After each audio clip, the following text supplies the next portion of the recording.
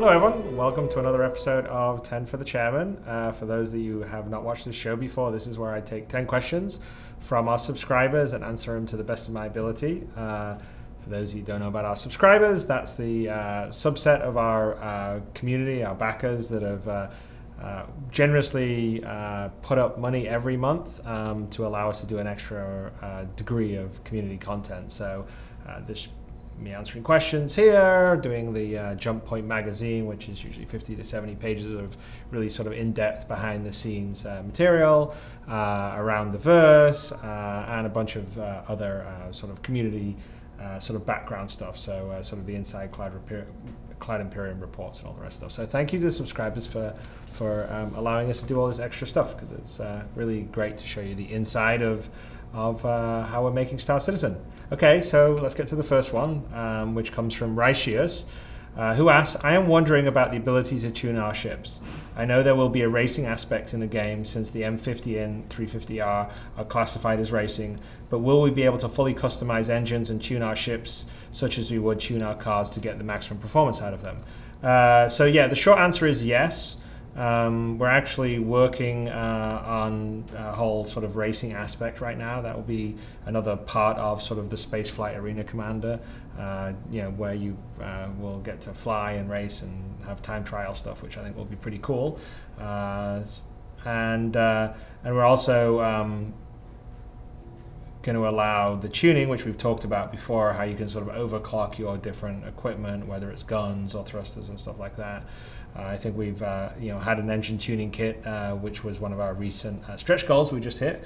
So yeah, that's all long-term meant to be part of the game, and we're actually going to try and get some of that in earlier. One of the big goals for me anyway is to try and get more of the items, like various equipment that you can use out there, along with more of the base ships out there for people to fly around in, especially when sort of the multiplayer combat happens, and also when we have the racing part of sort of the arena commander, because then it will really allow people to understand like the sort of trade-offs and balances that you get with your items and equipment, and balancing your energy and weight and all the rest of stuff, which is all there. It's all in the system, but you don't really appreciate it right now because there's one default set of equipment on the 3 dogfighting ships that you use, and actually in some of the items weren't set up. So like the 300i currently, that'll be fixed, has like way too much power out of its power plant. So like it's always got way more power than all the items can use, which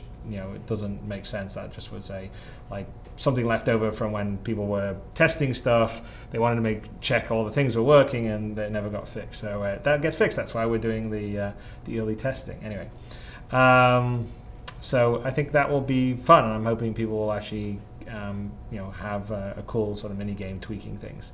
And also balancing things on the fly. All right, next question comes from Bayo the Red, who asks, will there be lore-specific things hidden throughout the persistent universe? Things that don't necessarily have a monetary value, but will add depth to the galaxy story and the game itself, like the discovery of a long-lost derelict ship, the cause of the extinction of a civilization, or the source of a genre religious tradition. And if so, will these things be unique, meaning only the person who finds it will have it? So that's a great question. We are definitely planning on having sort of lore building, universe building things out there. So, a derelict ship, alien artifact, all that kind of stuff. And I think, in some cases, there will be persistence with this stuff. So there'll be a limited amount of items. So maybe there'll only be one of one thing, and maybe there'll be 10 of another thing. But there'll definitely be these sort of things that will pep around. But essentially, everybody won't have, the Ark of Truth themselves, if you know what I mean. So we'll try to sort of make it so there's a certain amount of artifacts and stuff that you can discover and use, and some will be unique, and then some will sort of not be one-offs, but they'll be one of a set kind of thing. And I think it'll be pretty. It should be pretty cool. We're going to definitely try and have this sort of stuff for the salvage and the explorer gameplay and mechanic down the road. Okay, next question comes from Deathstroke, who asks, I have been wondering what happens if we get in a position where we can't afford to replace a part on our ship. Say I have a 325A, I'm down on my luck and can't afford a new replacement wing. However, a dealer has a wing from another ship that I can afford. can I attach that wing on my ship? And further than that, is there a fail state if I cannot afford it? I mean, that's a good question. I'm not sure that we're going to be salvaging wings and parts of other ships. I mean, essentially, if your ship's damaged, you'll bring it down to the repair shop, say on a planet, and then it will cost so much money to repair it.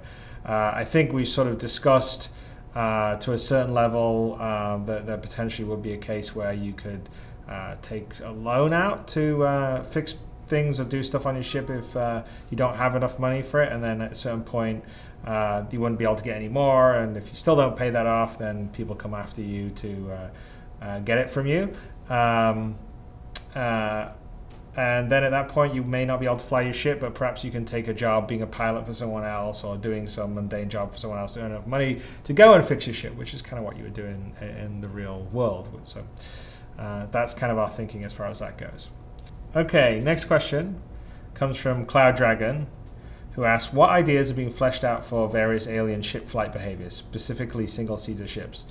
Will the dogfight module incorporate other aliens in the future besides the current Vandal, and how will they feel different? I think we just showed the Jean Scout this past weekend, and that's an example of another alien ship that we're actually in the process of making sort of hangar and dogfight ready, so we can put it in and essentially have it fly around and be something we can fight against and just try out different like feelings and models and dynamics on ships. Our plan is actually to use the Arena Commander as a sort of module, as a test bed for the human ships and even the a good portion of the alien ships before they have to go into persistent universe, which I think will be pretty good. I think with the Jean, we've talked about the fact they're much more maneuverable and much more a sort of 6 degree of freedom kind of ship. So that's in progress. So check back later in Arena Commander and see how that's going. All right. Next question comes from our trusty questionnaire, who I think probably wins the prize for the most number of questions asked on 10 for the Chairman, beer for the beer god, who asks, as a design philosophy, what balance do you intend to strike between immersion and fun? For example, will I have to visit the bar every time I want a job, or will I be able to look up something on my mobi-glass and never leave the ship? If I want to load and unload cargo, will I have to do that manually, or can I just have it done while I'm still in my captain's chair? At what point do you declare immersion to be tedious and cut it out? Well, that's a good question. So I think that we want a balance between all this sort of stuff. So, like for instance, on the missions, your Mobi Glass will probably be your primary interface to sort of what we call the mission brokerage system, which is a little like sort of a Craigslist or so, which if you're over in the US, I think they have Craigslist in other parts of the world too, which would sort of list various jobs you can take and all the rest of the stuff, and that would be sort of your Mobi Glass, and that would be sort of sent out over the spectrum in our universe. But then there will also be some missions that won't be available over that setup, and you would potentially have to go to a bar or down a dark alley to get some more kind of dubious or different missions, and that would be a reason to go visit a bar. So we sort of mix it up. So some stuff sort of like you have to go visit the place, forcing you to get out, go into maybe a place you're not so comfortable, and some stuff can be sort of done just like it is in the real world online. And that's kind of the approach. Cargo in general, most of it would be loaded and unloaded while you're off doing other stuff. I think in some cases we've been discussing points where maybe you have to oversee or supervise some stuff in case there's like a PvE encounter, like a scenario could be you're on a sketchy planet and you're unloading some stuff and a couple of people try to mug you and you have to fight them off. That's all sort of things that we're playing around with. But again, a fair number of it would be you would come back and you would sort of see the cargo going in or out and things happening without you having to actually personally load it all up yourself, although maybe there'll be some cases where you're the only person that can unload it or load it. So I guess it would sort of depend on the location or the planet. So like if you're in space and you're dumping cargo or you're putting cargo in that you've just salvaged, let's say, off a wreck, then you will have to actually get out of your ship and make sure it gets into your cargo, or you'll have to have a tractor beam that can pull it into your cargo hold. So I hope that answers the question about the sort of balance. So we don't want to make it too tedious, but we do want to sort of feel like you actually have to do some stuff, and so we sort of strike a balance in between both ways. Okay, Just a Game is going to ask, in your view, is it possible to have a level playing field between someone using OR, I'm assuming that's Oculus Rift, and someone who isn't? Is it even a desirable goal? If not, are there other ways planned to allow for people to get the most out of innovative devices such as Oculus Rift without creating competitive imbalances? That's a good question. We haven't really been able to do a huge amount of sort of testing between someone flying an Oculus Rift and someone not flying an Oculus Rift. We have sets in all the offices, but the Oculus Rift resolution, even on the high HD set, isn't actually that great at the moment. So you are sort of handicapped with some of the resolution of the stuff comparatively to someone that's playing on a big monitor. But I will say that in, say, for instance, the UK, one of our designers is a huge VR fan, and so he plays with the Oculus Rift all the time against other people, and he's not the top guy. Now, that maybe he may not be very good at flying, or the Oculus Rift may not be giving him an overwhelming advantage. I mean, generally the nice thing with the Oculus Rift is it just sort of frees your head look, and you can look around, and you can sort of track targets, and it also can happen when you have guns that gimbal, then obviously they'll track that. But don't forget, the gimbaling of the guns is only as fast as the guns will move, so that's not instant. So far, it's not like anyone's put on Oculus Rift and completely dominated everyone else. It's generally been much more down to pilot skill, but I do think that the Oculus Rift gives you more immersion, and potentially could perhaps give two equal pilots an advantage.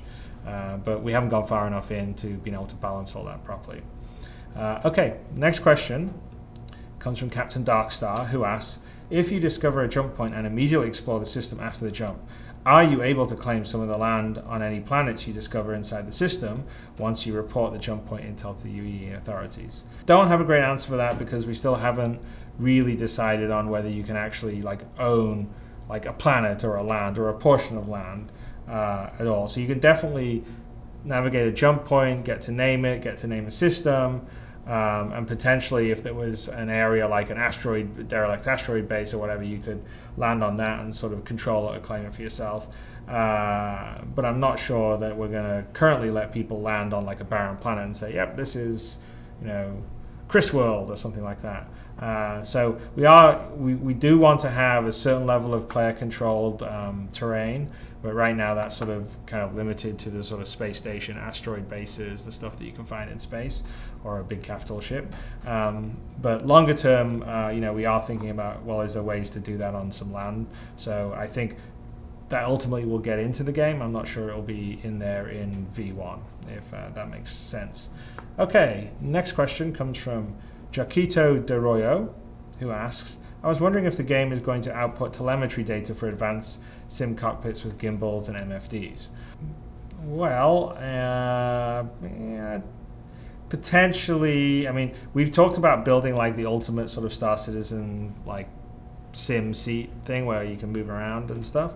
And CryEngine actually does already have sort of some kind of support for that, because they also use it for sort of real military simulation work. So potentially for the cockpit gimbal stuff, that's the sort of project that we'll play around with. And we have talked about doing secondary displays, like on a tablet or something, if you want to be able to put off weapons or status display.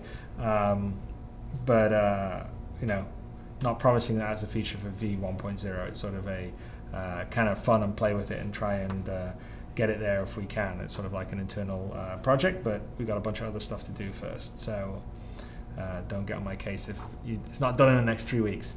Okay, next question comes from Dream Rider, who asks, hello Chris, do you think that the first race course might make it in soon after DFM V1, or when do you think we might get to test racing? Well, we are working on the race course right now, and we are shooting to have it available sometime right after DFM V10. And this a little later on this year at Gamescom, we'll probably be demoing and previewing a whole bunch of stuff, including that and some other cool stuff. So So if you're going to be near Gamescom, it would be cool to see you there. If not, we will definitely always, as always, be sharing it for the worldwide audience via the web. All right, last question comes from Traveling Matt, who asks, manufacturers continually update their designs or drop them and replace them with new models. Will ships in Star Citizen be built on a similar base, where the 2944 Aurora gives way to the updated 2945 Aurora? It will be interesting to see if a classic ship market emerges or if a particular series of ships become highly sought after for some reason or another. That is a great suggestion. It's also something we're actually doing. I mean, we did for the Aurora. If you don't, in case you don't remember, the 2943 Aurora was the first Aurora that you backed for, and then we launched the brochure for the Aurora last year, which was the updated 2944, introducing the Legionnaire variant. And we definitely plan to upgrade and change the ships as we go along. In fact, if you actually take a look at, if you look at the Hornet at the very beginning, the Hornet in V like hangar that was released in August, and you look at the Hornet you have now in dogfighting, they are fairly different. The Hornet's like gone through quite a lot of changes, looks a lot better. It's moved to PBR. It's had higher res textures, more geometry added to it. The same has also happened for the 300i. It's had a significant upgrade. And I think that we will sort of be following the car model, where we'll sort of be occasionally upgrading the ships and also upgrading their performance and changing around the stuff, because I think it would be very cool to make it like cars, where, you know, models change out, and then of course you can have a collector's edition, or, you know, something that, like, you know, well, this is a, you know, the 1965, you know, Corvette was a classic and I love tooling around in it. So yeah, I think that's very much in the spirit, and it's definitely something we're doing. So great question, Traveling Matt.